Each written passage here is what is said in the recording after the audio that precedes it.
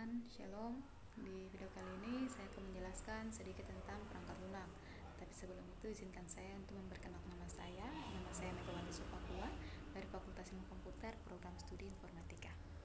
Kita lanjut ke poin yang pertama, yaitu perangkat lunak. Apa itu perangkat lunak? Perangkat lunak atau software adalah sekumpulan data elektronik yang tersimpan dan dikendalikan oleh perangkat komputer. Data elektronik tersebut meliputi instruksi atau program yang nantinya akan menjalankan perintah khusus.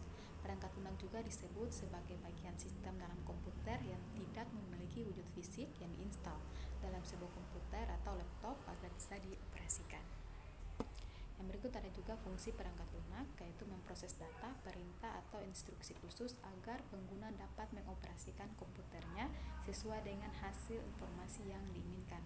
Terus ada sarana interaksi yang menghubungkan pengguna dengan perangkat kerasnya, terus mengidentifikasi suatu program yang ada di sebuah komputer, terus menyediakan fungsi dasar dari sebuah perangkat keras agar dapat dioperasikan seperti ketersediaan sistem operasi pada komputer, dan juga ada penerjemah suatu perintah software lainnya ke dalam bahasa mesin agar dapat dimengerti oleh komputer.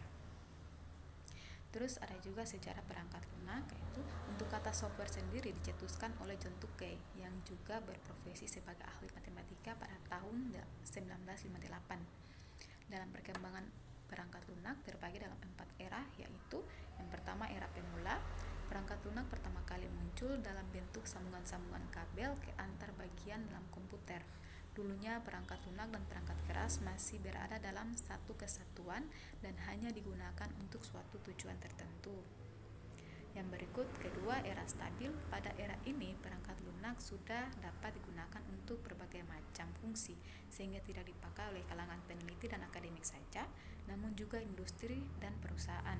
Selain itu, pada masa ini juga mulai diterapkannya sistem basis data yang mampu memisahkan data dengan program. Nah, yang ketiga itu era mikro.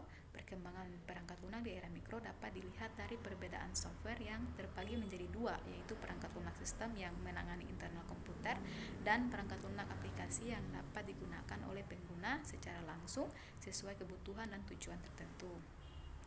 Dan yang era keempat yaitu era modern. Selanjutnya, pada era modern, perangkat lunak sudah berkembang menjadi sangat canggih dan modern. Di masa ini, perangkat lunak sudah mengenal input dalam bentuk suara maupun gambar, serta distribusinya ada yang berbayar dan ada yang gratis. Nah, ada juga macam-macam perangkat lunak, yaitu yang pertama perangkat lunak sistem operasi. Perangkat lunak sistem operasi berfungsi untuk mengendalikan seluruh sistem kerja yang mendasar yang ada di komputer. Jenis perangkat ini merupakan platform yang memungkinkan perangkat lunak dan aplikasi lain untuk dapat berfungsi. Sistem operasi mengatur segala proses, termasuk mengolah memori, menerjemahkan input-output, tabel pengkodean.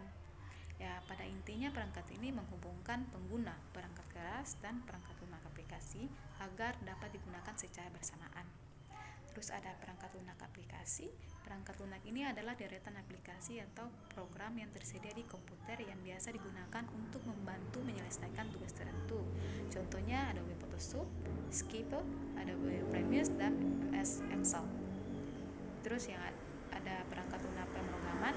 Perangkat lunak pemrograman adalah software yang berguna untuk menerjemahkan instruksi-instruksi dari bahasa pemrograman kekodean bahasa mesin melalui prosedur tertentu agar dapat diterima dan dibaca oleh komputer. Misalnya Python, PHP, Java, C++, Basis, COBOL, Fortran, dan Pascal. Ada juga contoh perangkat lunak, yaitu yang pertama sistem software system. Ada terdapat sejumlah perangkat lunak yang digunakan sebagai sistem operasi komputer, ya, contohnya Linux, Mac, dan Windows. Terus ada juga software browser. Software ini memiliki fungsi sebagai mesin pencari situs untuk mendapatkan berbagai informasi secara online. Beberapa di antaranya adalah Chrome, Opera Mini, Mozilla Firefox, Internet Explorer, dan sebagainya. Terus ada Microsoft Office. Software ini sangat berguna untuk mempermudah atau meningkatkan efisiensi berbagai pekerjaan kantor, seperti perangkat lunak pengolah kata, mengolah angka, media presentasi, dan lain-lain.